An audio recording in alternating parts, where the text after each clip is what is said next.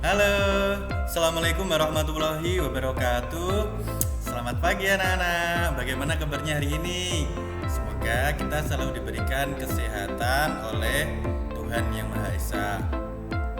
Hari ini kita masuk pada pembelajaran 2, subtema 2, tema 1. Kita akan belajar apa ya hari ini? Hari ini kita akan belajar tentang rangka manusia, serta kita akan belajar juga tentang sampul buku. Kemarin kita sudah mengenal sekilas organ gerak manusia ya. Hari ini kita akan kupas lebih dalam lagi. Coba kalian amati di halaman pertama pembelajaran 2. Ini aktivitas apa ya? Beni dan Udin sedang main apa? Ya betul, mereka sedang main sepak bola. Beni dan Udin bermain sepak bola. Ketika bermain sepak bola, mereka menggunakan organ gerak manusia apa tidak? Ya, mereka menggunakan organ gerak yaitu kaki. Kaki untuk menendang bola. Selain itu, yang bertugas sebagai penjaga gawang, nah ini juga dengan bantuan organ gerak berupa tangan. Aktivitas manusia, terutama kalau berolahraga, itu pasti membutuhkan organ gerak manusia. Organ gerak manusia itu sebenarnya apa saja ya? Kita akan lihat setelah ini.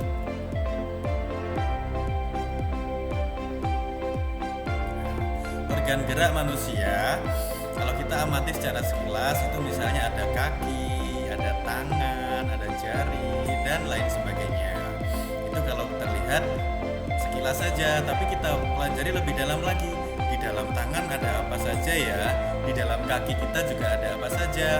Apa yang menyebabkan itu bisa bergerak? Nah, kita lihat. Nah, alat atau organ gerak manusia itu ada dua macam. Nah, ini yang utama ada dua macam. Apa saja? Nah, yang pertama alat gerak pasif, ini adalah tulang. Kenapa disebut pasif? Karena tulang ini tidak bisa bergerak. Yang menggerakkan tulang adalah apa yang menggerakkan tulang? Nah ini, yang menggerakkan tulang adalah otot. Jadi antara tulang dan otot mereka saling bekerja sama untuk bisa bergerak. Ini bisa diamati di sampul buku tema 1 kalian. Nah ini adalah rangka atau tulang, dan yang satunya sudah diselimuti oleh otot.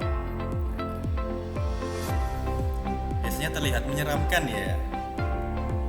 Makanya ini dipelajari di kelas 5. Kalian sudah tidak lagi melihat tulang atau melihat rangka. Tulang dan otot saling bekerja sama supaya manusia bisa bergerak. Di buku kalian juga ada ini, silahkan diamati. Apa saja tulang-tulang yang ada pada rangka manusia. Rangka manusia itu adalah rangkaian dari banyak tulang yang saling bekerja sama.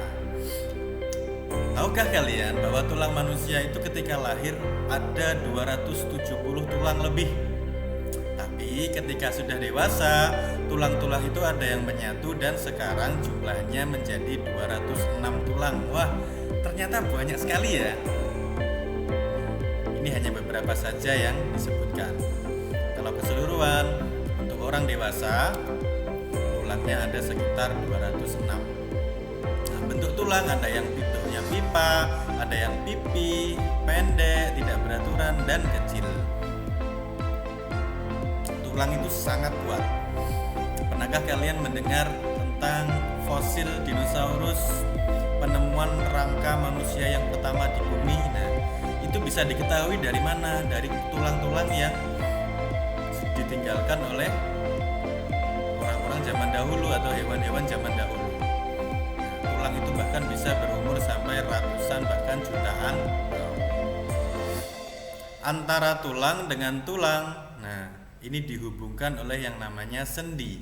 Nah, kita nanti juga akan pelajari di lain waktu tentang sendi.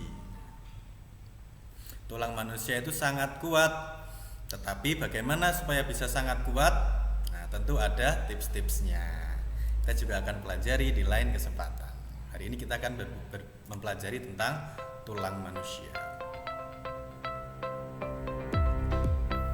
Pertama kita pelajari dulu fungsi rangka atau tulang. Apa ya fungsi rangka atau tulang itu? Nah, yang pertama fungsinya adalah tempat melekatnya otot kita. Kalau tidak ada tulang, otot juga tidak bisa bergerak. Karena apa? Tidak ada tempat untuk melekat, jadi seperti daging yang sudah dilepas dari tulangnya. Yang kedua fungsinya adalah membantu bergerak. Tentu ini kalau hanya daging saja atau otot saja tidak bisa bergerak, kan lembek. Kemudian yang ketiga menegakkan atau membentuk tubuh. Kalau kita tidak memiliki tulang atau rangka, mungkin kita akan seperti siput karena tidak memiliki tulang, jadi badannya lembek. Karena ada tulang kita jadi bisa berdiri tegak, tubuh kita jadi ada bentuknya. Apalagi kalau sering olahraga pasti bentuk tubuhnya bagus. Nah, yang terakhir fungsinya adalah melindungi organ bagian dalam. Misalnya organ-organ apa yang dilindungi oleh tulang atau rangka? Misalnya otak. Otak kita itu adalah bagian tubuh yang sangat lunak. Kalau terkena benturan bisa berbahaya. Akhirnya apa? Dilindungi oleh tulang tengkorak kita supaya ketika kepalanya terbentur, otaknya tidak ikut terluka. Kemudian ada jantung, paru-paru, hati, lambung dan lain sebagainya ada di bagian tubuh kita, di dalam dada kita, dan dilindungi oleh tulang rusuk dan juga tulang dada. Itu tadi sekilas tentang tulang dan rangka manusia. Sekarang tugas kalian ada di halaman 68. Coba kalian cari buku-buku bacaan, kalian baca atau cari di internet juga boleh. Nah, kalau yang sudah pandai menggunakan HP pasti bisa cari di internet ini dengan mudah. Apa saja fungsi-fungsi tulang yang ada di samping. Letaknya di mana di dalam rangka manusia tulang ini? Nah, kalian amati lagi di gambar yang ada di halaman sebelumnya tadi ya. Di buku kalian juga ada. Tulang hasta itu di mana, tulang pengumpil di mana, dan lain sebagainya. Nah, kerjakan semampunya saja. Kalau ketemunya cuma ini, Pak, ya itu saja yang dikerjakan, tidak apa-apa. Yang penting sudah berusaha mengerjakan.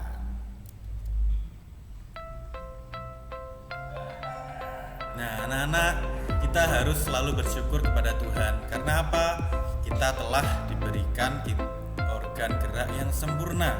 Kita punya kaki, kita punya tangan, dan lain sebagainya. Tubuh kita sempurna, bagian tubuh kita lengkap. Tahukah kalian bahwa ada orang-orang yang lahir kurang sempurna atau biasa menyebutnya cacat atau disabilitas? Kita harus bersyukur ya, kita memiliki tubuh yang sempurna, makanya kita harus jaga dengan baik-baik dan pergunakan dengan baik juga.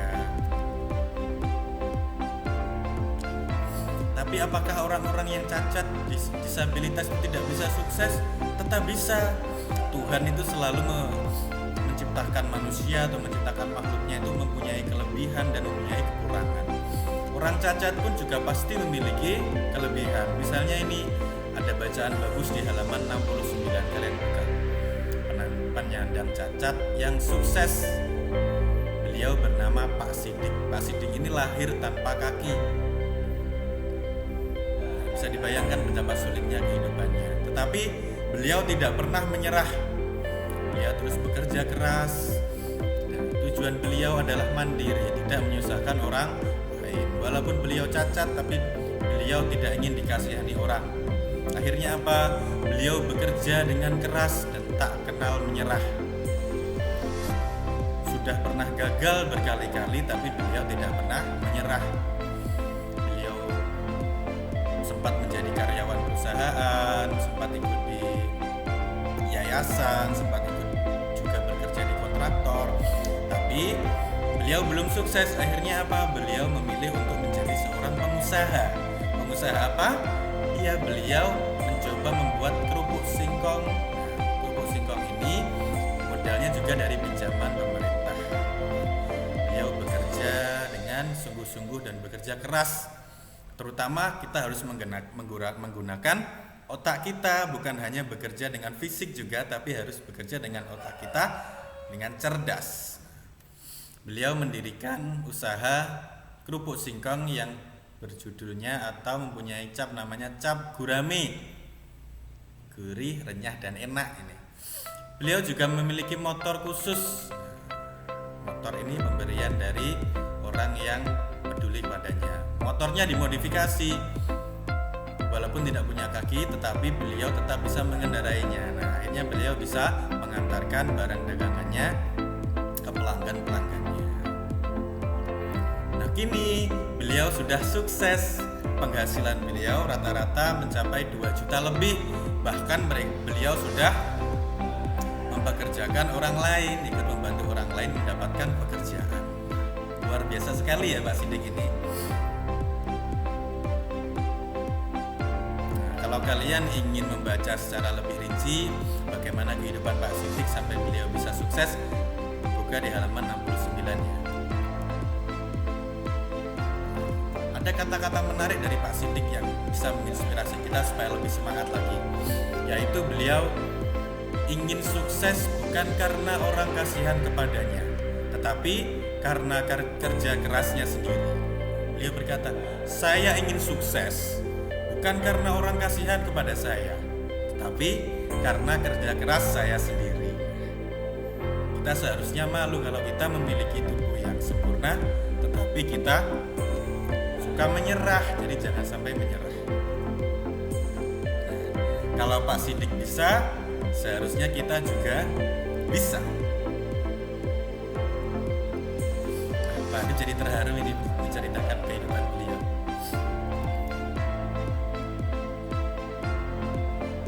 Anak-anak, bacaan tadi adalah bacaan yang bagus ya. Bacaan yang bagus bisa kalian temukan di mana saja. Nah, tetapi yang paling mudah menemukan bacaan kita adalah mencarinya di dalam buku. Kita bisa menemukan bacaan yang bagus, menarik, dan juga menginspirasi, memberikan semangat kepada kita. Nah, coba kalian amati tumpukan buku-buku ini yang sampai berterbangan.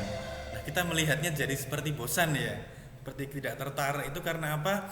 Karena bukunya bentuknya seperti itu, kemudian sampulnya kayaknya tidak terlalu jelas. Nah, supaya buku itu bisa menarik, yang pertama dilihat adalah sampul bukunya. Nah, misalnya kalau kalian pergi ke toko buku, kalian lihat buku-buku yang ada, pasti yang pertama kali kalian lihat adalah sampulnya atau covernya. Kalau covernya bagus, sampulnya bagus, kita jadi tertarik untuk membacanya. Nah, sekarang coba bandingkan dengan buku-buku yang di sini. Sampulnya bagus, menarik. Wah, kelihatannya isinya pun juga menarik. Kalau kalian nanti sudah besar atau sudah punya keterampilan yang lebih baik dalam menulis, kalian bisa menulis buku. Siapa tahu salah satu dari kalian nanti ada yang akan menjadi seorang penulis buku. Kalau menjadi penulis buku, jangan lupa kita desain sampul buku kita semenarik mungkin agar pembeli atau pembaca nanti tertarik untuk membelinya ataupun membacanya. Kita akan pelajari tentang sampul buku yang benar dan menarik. Sampul atau cover buku merupakan bagian buku yang berupa gambar ilustrasi. Nah, ternyata sebuah gambar ilustrasi juga mengenai isi buku tersebut. Jangan sampai covernya tentang apa, sampulnya tentang apa, isinya hal yang lain lagi. Jadi, sampul atau cover buku selalu berkaitan dengan isi buku tersebut. Dengan sampul yang menarik, maka minat pembaca menjadi tinggi. Akhirnya dibaca buku itu. Apa saja yang ada pada sampul, misalnya judul, kalimat penjelas, nama penulis, identitas penerbit, gambar, sinopsis, di cover yang bagian belakang. Nah, ini contoh sampul atau cover buku. Nah, ini ada di buku kalian juga, sekalian amati. Ini ada judulnya, cerdas dan bugar. Ini juga judulnya. Ada penulisnya, ada penjelasannya, ada sinopsis. Dan ini yang pertama, yang paling penting, ilustrasi gambarnya harus menarik. Nah, ini tentang Pak Sidik tadi. Nah, kalau ini tentang yang ada di buku kalian. Kalau sampul bukunya menarik, pasti orang juga tertarik untuk membacanya. Nah, supaya menarik, sampul bukunya dikasih warna. ada penerbitnya ini juga. Nah, tugas kalian yang kedua, coba untuk buat desain cover buku atau sampul buku. Bebas bukunya temanya apa, boleh buku karangan kalian sendiri misalnya ya, kalian sudah karang buku walaupun belum buat isinya tapi buat sampulnya dulu. Oh, saya ingin membuat buku tentang budidaya lele, tentang memelihara kelinci, tentang hewan kesayangan ataupun hal yang sebagainya, misalnya tentang layangan, gambar layangan juga boleh. Nah, kalian buat desain kalian di buku gambar, kemudian nanti diwarna ya supaya menarik. Buat di buku gambar, tidak usah takut jelek. Kalau nanti kalian buat sebisanya saja, kalau sudah diwarna nanti biasanya tambah bagus. Kerjakan dengan baik ya. Nanti Pak Adi ingin lihat seperti apa desain yang sudah kalian buat, sampul yang sudah kalian buat. Barangkali nanti lebih bagus daripada sampul di buku siswa kalian. Itu saja yang bisa Pak Adip jelaskan hari ini. Semangat belajar di rumah. Jika kesulitan minta bantuan orang di sekitar rumah atau silahkan WA Pak Adip, boleh. Selain itu juga tetap jaga kebersihan dan kesehatan tubuh supaya kita tetap sehat dan terhindar dari virus corona. Terakhir, like dan subscribe channel video YouTube Pak Adip supaya kalian tidak ketinggalan materi-materi pembelajaran daring di kelas 5. Pak Adip akhiri, wassalamualaikum warahmatullahi wabarakatuh. Semangat belajar di rumah.